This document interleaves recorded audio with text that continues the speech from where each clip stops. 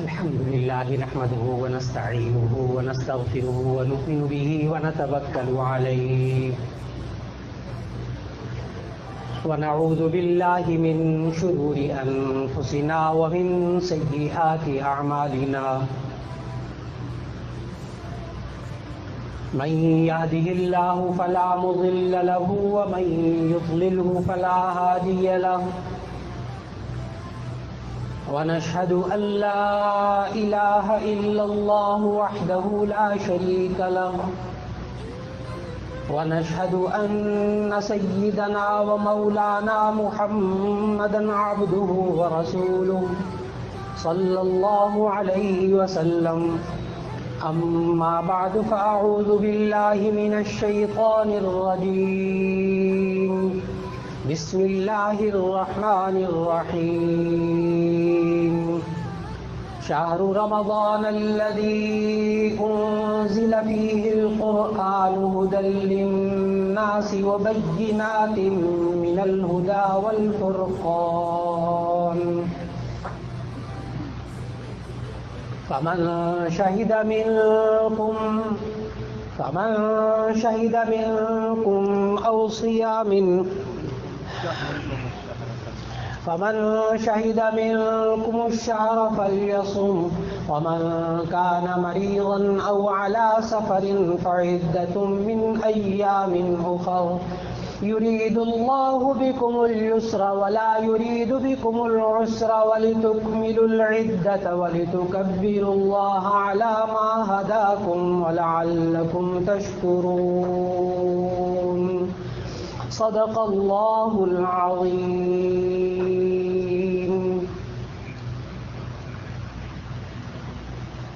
محترم حاضرین کرام، اللہ رب العزت نے اس بابرکت مہینے کے استقبال کے لیے ہم سب کو جمع ہونے کی توفیق عطا فرمائی ہے، جس کے لیے نبی صلی اللہ علیہ وسلم خود یہ دعا فرمایا کرتے تھے، اللہم بارک لنا فی رجب و شعبان وبلغنا رمضان، کہ اے اللہ ہمیں رجب اور شعبان میں برکت عطا فرما اور ہمیں رمضان تک پہنچا دے۔ پھر اس رمضان کے آنے سے پہلے نبی صلی اللہ علیہ وسلم نے ایک مرتبہ صحابہ کرام رضوان اللہ علیہم اجمعین کو جمع کیا اور استقبال رمضان کے حوالے سے نبی صلی اللہ علیہ وسلم نے رمضان کی حقیقت اور اس کی اہمیت اور اس میں کرنے کے کام نبی صلی اللہ علیہ وسلم نے سکھائے۔ اس لیے آج کی نشست میں جو حضرات شریک ہیں ان سے گزارش ہے کہ وہ اس نیت سے سنیں کہ نبی صلی اللہ علیہ وسلم نے بھی اسی طرح رمضان سے پہلے صحابہ کرام رضوان اللہ علیہ مجمعین کو جمع کر کے کچھ نصیحتیں فرمائی تھیں رمضان کے حوالے سے، اور وہ پوری نصیحتوں کا مجموعہ، وہ پورا خطبہ کتاب حدیث کی بیہقی کے اندر باب شعب الایمان میں حضرت سلمان فارسی رضی اللہ تعالی عنہ سے وہ پورا خطبہ منقول ہے۔ آج کی اس قیمتی نشست میں یہ آرزو ہے کہ نبی صلی اللہ علیہ وسلم نے جو خطبہ دیا تھا اس کا ایک ایک لفظ ہم سنیں، کہ استقبال رمضان کے حوالے سے نبی صلی اللہ علیہ وسلم نے ہمیں خود کیا باتیں بتائی۔ ظاہر ہے کہ اس سے زیادہ قیمتی بات کوئی اور نہیں ہو سکتی۔ حضرت سلمان فارسی رضی اللہ تعالیٰ عنہ سے روایت ہے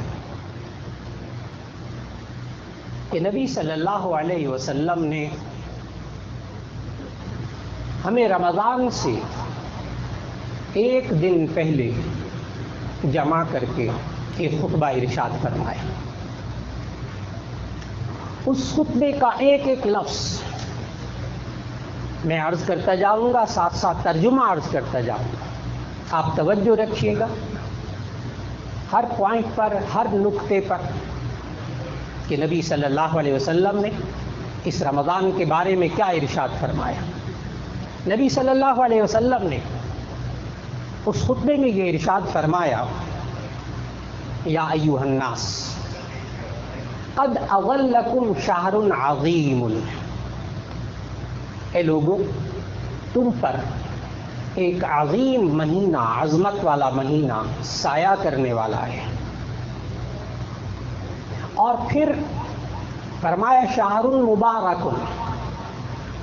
وہ بابرکت مہینہ ہے. فیہ لیلۃ خیر من الف شہر، اس میں ایک رات ہے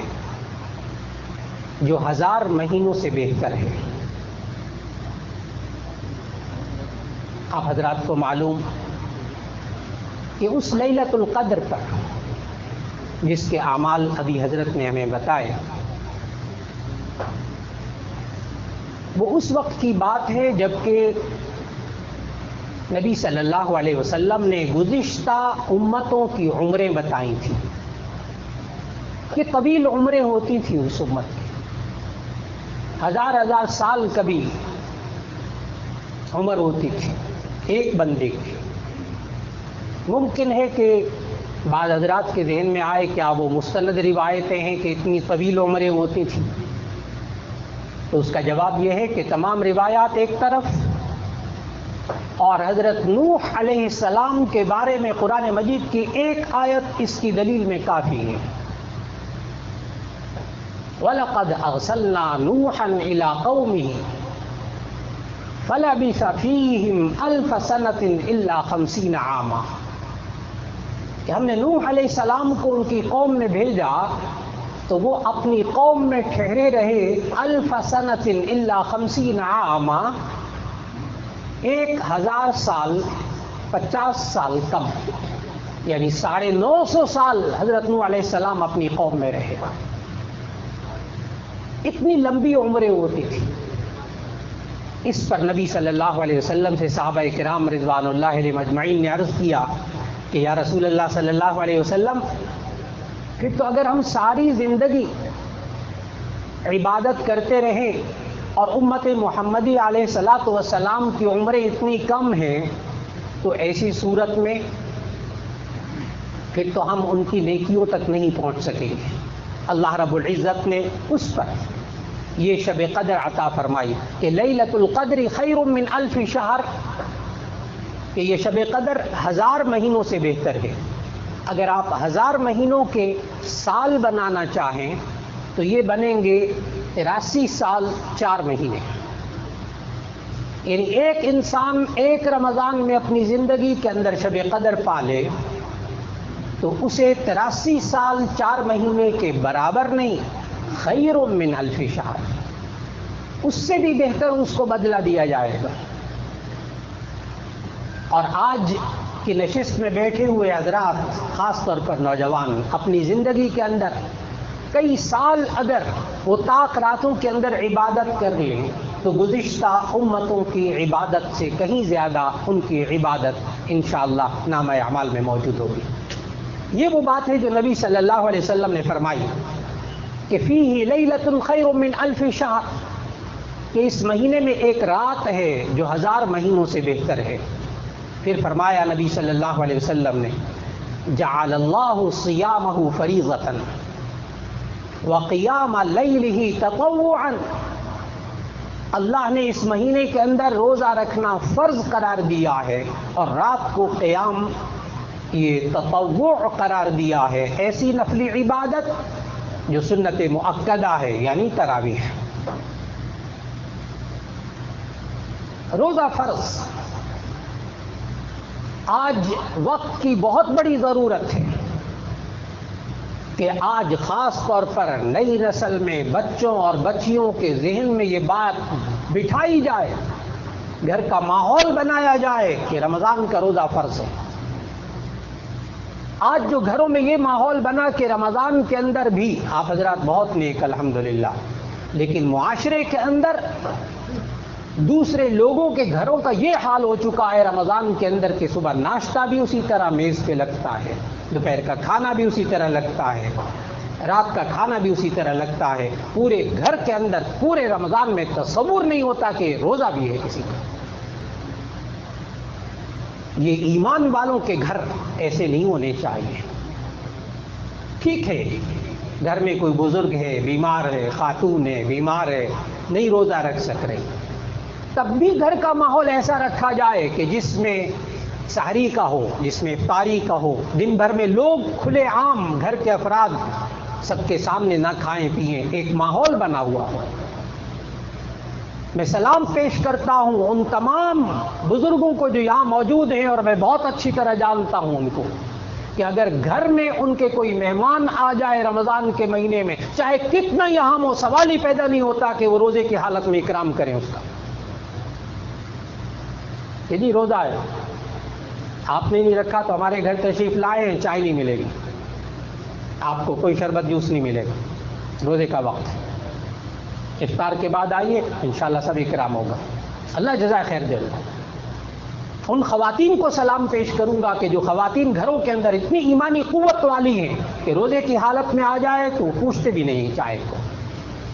اکرام نہیں، یہ روزہ ہے، گھر کا ماحول۔ نبی صلی اللہ علیہ وسلم نے سمجھایا، ہمارے عظیم مفتیان کرام جامعہ شفیع کے موجود ہیں، حضرت موجود ہیں، یہ حضرات ہمیں یہ سکھاتے ہیں کہ اگر کوئی بیمار ہو یا عورت ہو اور وہ شرعی عذر کی وجہ سے روزہ نہ رکھ سکے تو اسے تشبہ بالصائمین کرنا چاہیے، یعنی روزے کی حالت میں روزے داروں سے مشابہت اختیار کرنی چاہیے۔ جس کو اللہ نے اجازت دی ہے روزہ نہ رکھنے کی، وہ بھی روزے داروں سے مشابہت اختیار کرے تاکہ ماحول بنے ایک۔ اس لیے آج وقت کا تقاضا ہے کہ نبی صلی اللہ علیہ وسلم نے اس خطبے میں جو ارشاد فرمایا کہ جعل اللہ صیامہ فریضۃ، بتایا جائے اس نسل کو بار بار کہ اللہ نے یہ رمضان کا روزہ فرض قرار دیا ہے۔ پھر نبی صلی اللہ علیہ وسلم نے فرمایا من تقرب فیہ بخصلۃ من الخیر کان کمن ادی فریضۃ فیما سواہ، جو بندہ اس رمضان کے اندر کوئی ایک نفلی کام کرتا ہے، کان کمن ادی فریضۃ فیما سواہ، اس کو رمضان کے علاوہ فرض کام کرنے کے برابر ثواب ہوتا ہے۔ اس مہینے میں خوب صدقہ اور خیرات کیجیے، اس مہینے میں زکوٰۃ بھی ادا کر رہے ہیں جو فرض ہے، لیکن صدقہ اور خیرات جو نفلی ہیں وہ خوب کیجیے، فرض کے برابر ثواب ملے گا۔ آپ میں سے ماشاءاللہ بہت سے حضرات اس بات کی فکر رکھتے ہیں کہ رمضان میں زکوٰۃ ادا کرتے ہیں، تو اس کے لیے گزارش ہے کہ نبی صلی اللہ علیہ وسلم نے یہ فرمایا کہ من ادا فریضۃ فیہ کان کمن ادا 70 فریضۃ فیما سواہ، کہ اگر کوئی رمضان میں فرض کام ادا کرے گا تو اس کو 70 فرضوں کے برابر ثواب ملے گا۔ اس لیے رمضان میں زکوٰۃ ادا کر رہے 70 درجے اس کو اور اضافہ کر کے ثواب مل رہا۔ پھر نبی صلی اللہ علیہ وسلم نے اس خطبے میں ارشاد فرمایا وَهُوَ شَهْرُ الصَّبْرِ، وہ صبر کا مہینہ ہے، یہ رمضان صبر کا مہینہ ہے۔ صبر کہتے ہیں برداشت کرنا، تکلیف پہنچنے پر شکوہ زبان پر نہ آنے دینا، اور دوسرا معنی ہمارے اکابر مشائخ وہ صبر کا معنی بتاتے ہیں گناہوں سے رکنا۔ وَهُوَ شَهْرُ الصَّبْرِ، یہ صبر کا مہینہ ہے، انسان اس میں گناہوں سے رک جاتا ہے۔ ثوابہ الجنہ، اور اس کا ثواب صرف جنت ہے۔ پھر فرمایا نبی صلی اللہ علیہ وسلم نے وَشَهْرُ الْمُوَاسَاةِ،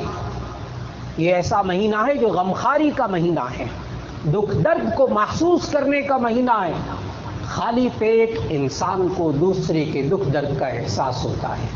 خود بھوک اور پیاس ہو، گرمی کا موسم ہو، دوسرے کی بھوک اور پیاس کا احساس ہوتا ہے۔ جب تک انسان کا پیٹ بھرا رہتا ہے اسے دکھ درد کا احساس نہیں ہوتا۔ نبی صلی اللہ علیہ وسلم نے فرمایا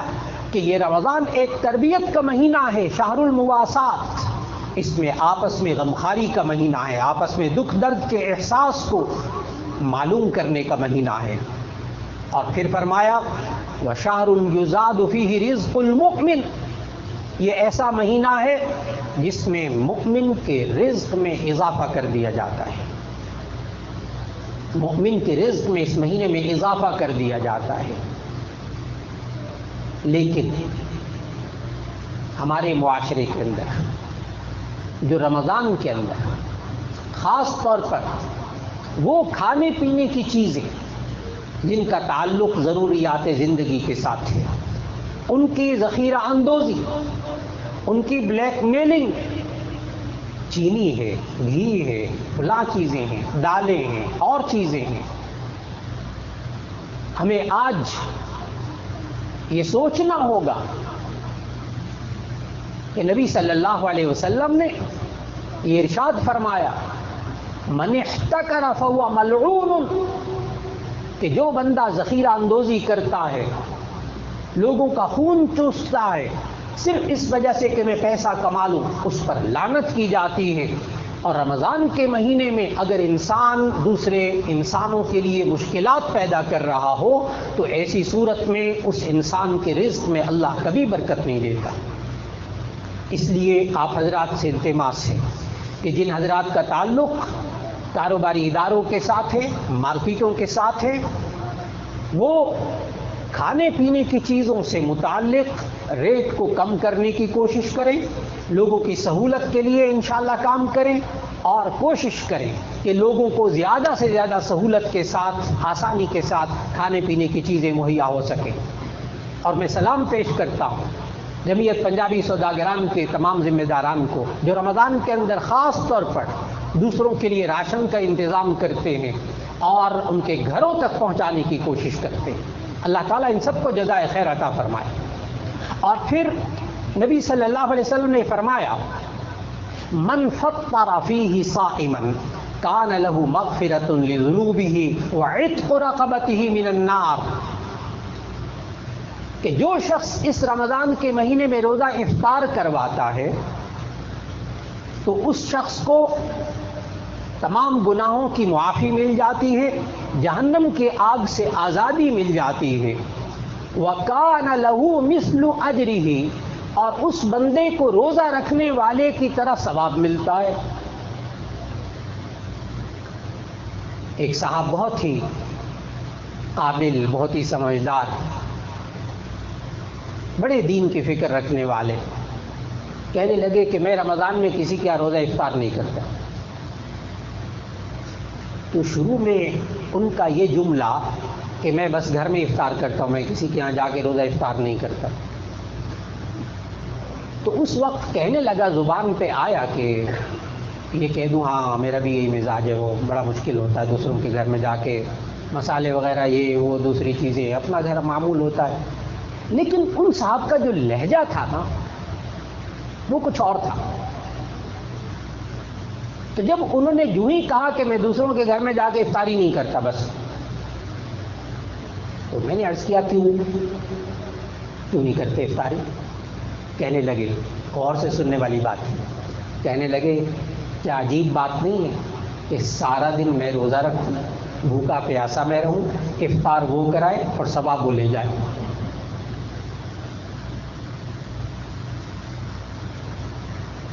تو ان صاحب کو بالکل یہ والی حدیث نبی صلی اللہ علیہ وسلم کا خطبہ پھر سنایا، یہی والا۔ میں نے کہا نبی صلی اللہ علیہ وسلم نے اس کا جواب دے دیا، آپ کے سوال کا جواب دے دیا نبی صلی اللہ علیہ وسلم نے۔ فرمایا اس خطبے میں وَكَانَ لَهُ مِثْلُ أَجْرِهِ مِنْ غَيْرِ أَن يُنْتَقَصَ مِنْ أَجْرِهِ شَيْءٌ۔ نبی صلی اللہ علیہ وسلم نے فرمایا کہ روزہ کھلوانے والے کو روزہ رکھنے والے کے برابر ثواب ملتا ہے، اور روزہ رکھنے والے کے ثواب میں کمی کیے بغیر، یہ نہیں کہ اس کے حصے میں سے کمی کر کے اس کو دے دیا جاتا ہے، اس کو پورا پورا ثواب ملتا ہے۔ اس لیے میرے عزیزان محترم، رمضان کے اندر بھرپور کوشش کیجیے کہ لوگوں کا روزہ افطار کروائیں، ایک سفر میں تھے، میرے شیخ حضرت مولانا فضل الرحیم صاحب دامت برکاتہم ان کے ساتھ تھا، تو ایک بزرگ ساتھ بیٹھے ہوئے، ہم میں سے ہر ایک کے پاس اپنی اپنی افطاری انہوں نے ڈبوں میں دے دی تھی کہ سفر کے اندر ہیں، آپ اپنے افطار کر لیجئے گا جب وقت ہو۔ جب افطار کا وقت ہوا تو اپنے ڈبے میں سے لے کر چیز کھانے لگے، تو ساتھ والے جو بزرگ بیٹھے تھے انہوں نے کھجور پیش کی، یہ آپ مولانا یہ لے لیجیے۔ میں نے کہا ہے میرے پاس، میرے ڈبے میں ہے۔ کہنے کہ مجھے بھی پتہ ہے، نظر آ رہی ہے مجھے، لیکن میں آپ کا روزہ کھلوانا چاہتا ہوں، میں آپ کا روزہ کھلوانا چاہتا ہوں۔ ایک عزیز ابھی حال ہی میں گزشتہ رمضان میں تشریف لے گئے عمرہ کرنے کے لیے، وہ کہتے میرے ساتھ بچے بھی تھے، ماشاءاللہ خوب کھاتے پیتے حضرات میں سے، کہنے کہ میرے ساتھ بچے بھی تھے۔ میں مسجد نبوی کے اندر داخل ہو رہا تھا، رش تھا، افطار کا وقت قریب تھا، اس رش کی وجہ سے کہتے میں کافی دیر مسجد نبوی کے گیٹ میں قطار میں لگا رہا کہ اندر داخل ہو جاؤں، بچے بھی ساتھ تھے، ہجوم بھی تھا، رمضان میں آپ حضرات کو معلوم وہاں ہجوم ہوتا ہے۔ اتنے میں اذان ہو گئی، افطار کے لیے مغرب کی اذان ہو گئی۔ کہنے لگے وہیں ہجوم کے اندر میں نے اپنے بچے کو کہا بیٹا وہ ذرا کھجور نکال کر میرے منہ میں ڈالو۔ انہوں نے بچوں کے ہاتھ پکڑے ہوئے تھے رش کی وجہ سے، تو بچے نے وہ کھجور نکال کر باپ کے منہ میں ڈالنا چاہی، تو بالکل ساتھ رش کے اندر ایک عرب چل رہا تھا، بالکل ساتھ، تو وہ افطار کرنے کے لیے اپنے منہ میں کھجور ڈالنے لگا۔ ادھر انہوں نے اپنے بیٹے کو کہا کہ بیٹا میرے منہ میں کھجور ڈالو، اور منہ کھولا تو اس عرب نے اپنی کھجور اس کے منہ میں ڈال دی۔ کہتے ہیں میں وہاں رو پڑا، اور میں نے سامنے گنبد خضرا کی طرف منہ کر کے کہا اے گنبد خضرا والے، آپ نے یہی سکھایا تھا امت کو، اے گنبد خضرا والے آپ نے امت کو یہی سکھایا تھا، اپنے منہ میں جانے والا لقمہ دوسرے کے منہ میں ڈال دو، ایثار، اپنی ضرورت، اپنے تقاضے کو دبا کر دوسرے کی ضرورت پوری کرنا، یہ امت کو سکھایا تھا۔ آج وقت کا تقاضا ہے کہ گھروں کے اندر ماحول بنایا جائے کہ روزہ افطار کروایا جائے، لیکن مہنگائی کا دور ہے، کہاں افطاریاں کروائیں، کیسے افطاریاں کروائیں، گھر کا پورا پڑ جائے تو یہی بڑی بات ہے۔ یہ ایک سوال ہے ہمارے معاشرے کا۔ کیا عجیب بات نہیں ہے کہ نبی صلی اللہ علیہ وسلم جب خطبہ دے رہے تھے رمضان سے پہلے تمام صحابہ کرام کو جمع کر کے، تو وہاں ایک صحابی نے یہی سوال کر دیا۔ یہ والا سوال بھی اس بیہقی کی اس حدیث میں موجود ہے۔ صحابی کہتے ہیں قلنا یا رسول اللہ لیس کلنا یجد ما یفطر به الصائم۔ سوال کر دیا نبی صلی اللہ علیہ وسلم، یا رسول اللہ، اے اللہ کے رسول صلی اللہ علیہ وسلم، لیس کلنا یجد ما یفطر به الصائم، ہم میں سے ہر ایک نہیں اتنی چیزیں پاتا کہ روزے دار کو روزہ افطار کروائے۔ ہم میں ویسے ہر ایک کے پاس کوئی گنجائش نہیں ہے نا کہ روزے دار کو روزہ افطار کروائے۔ وہی سوال ہے جو آج ہمارے معاشرے کے دنوں میں آتا ہے۔ اصل میں ہمارے ہاں روزہ کھلوانے کا یہ تصور افطار پارٹیوں نے مسخ کر کے رکھ دیا ہے۔ روزہ کھلوانے کا تصور جو دین نے سکھایا تھا اسے آج کل کی افطار پارٹیوں نے مسخ کر دیا ہے، اس کا حلیہ بگاڑ دیا۔ اگر سمجھنا ہو اس بات کو کہ جب صحابی نے سوال کیا کہ یا رسول اللہ لیس کلنا یجد ما یفطر به الصائم، اے اللہ کے رسول صلی اللہ علیہ وسلم، ہم میں سے تو ہر ایک نہیں گنجائش رکھتا کہ وہ روزہ افطار کروا سکے۔ نبی صلی اللہ علیہ وسلم جو جواب دیا وہ سننے والا ہے۔ فقال رسول اللہ صلی اللہ علیہ وسلم یعطی اللہ ھذا الثواب من فطر صائما على مضغة لبن او شربة من ماء. یہ روزہ کھلوانے کا ثواب اللہ تعالیٰ ایک گھونٹ پانی پلانے، ایک گھونٹ دودھ پلانے، ایک کھجور کھلانے والے کو بھی اللہ پورا ثواب عطا فرما دے گا. نہیں ہے ضرورت افطار پارٹیوں کی اتنی زیادہ.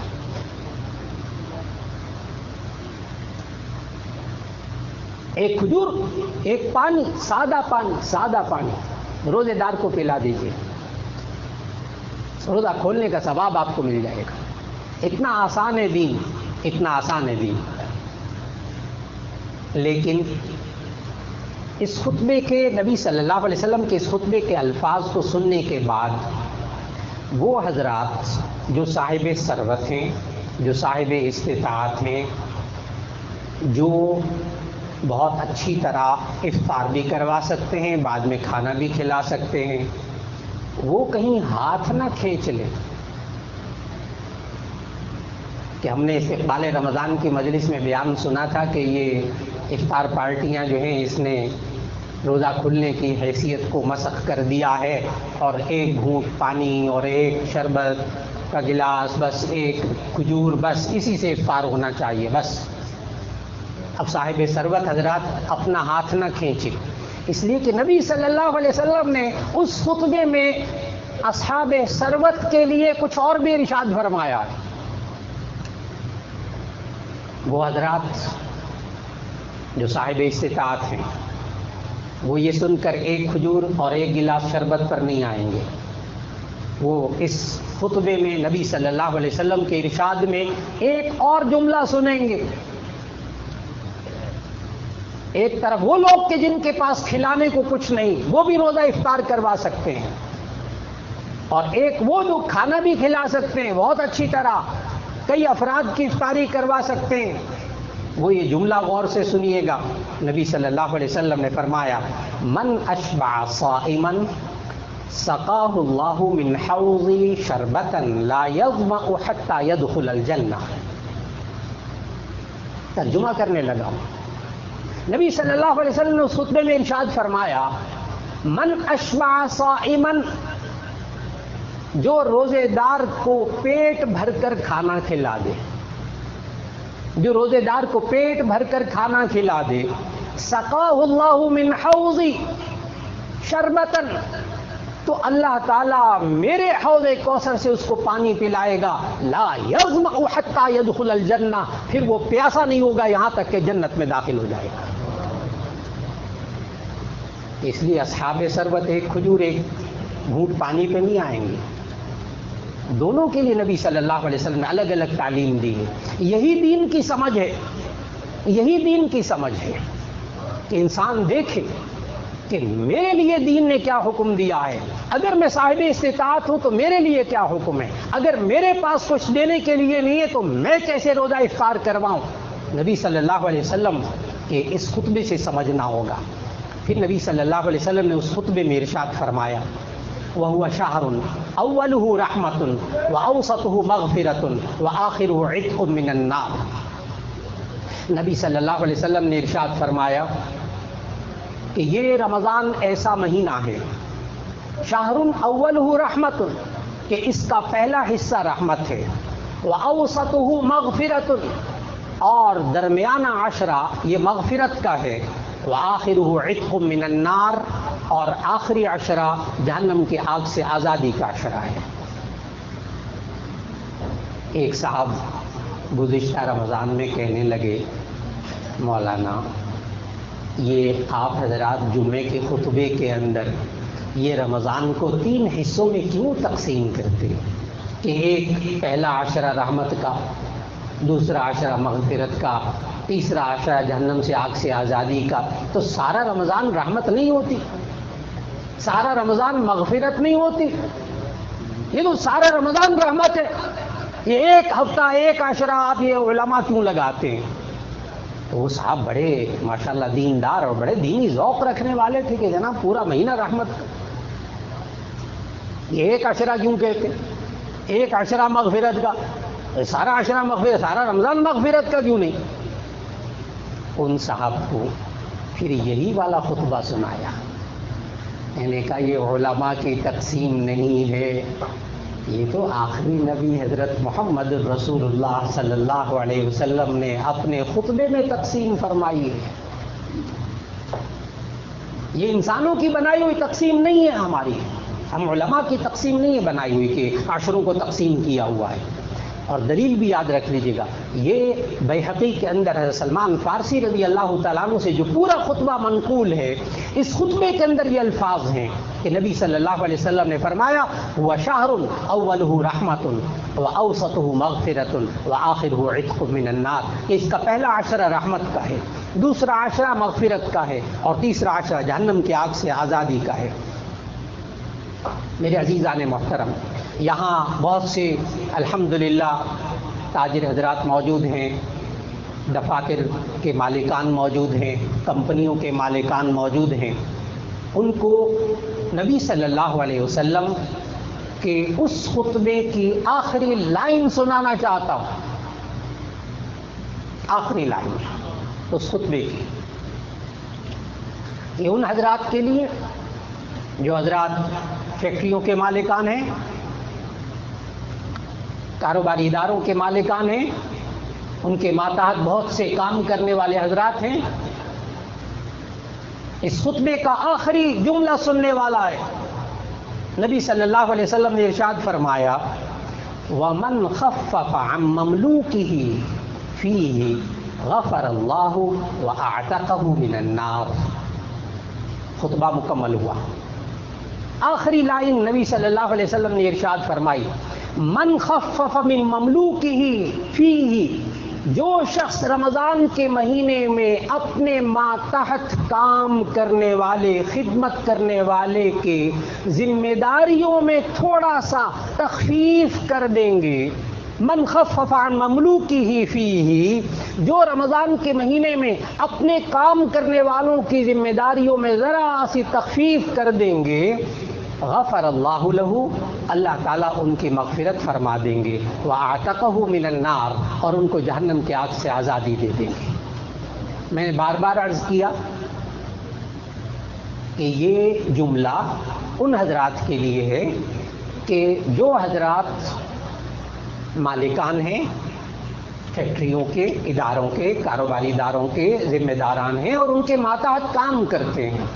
لیکن اس جملے سے ماتحت جو کام کرنے والے ہیں وہ اپنا رویہ یہ ہرگز نہ بنائیں کہ میں نے کام نہیں کرنا، میرا روزہ ہے، میں نے یہ بھی کام نہیں کرنا، میرا روزہ ہے، میں نے وہ بھی نہیں کرنا، روزہ ہے۔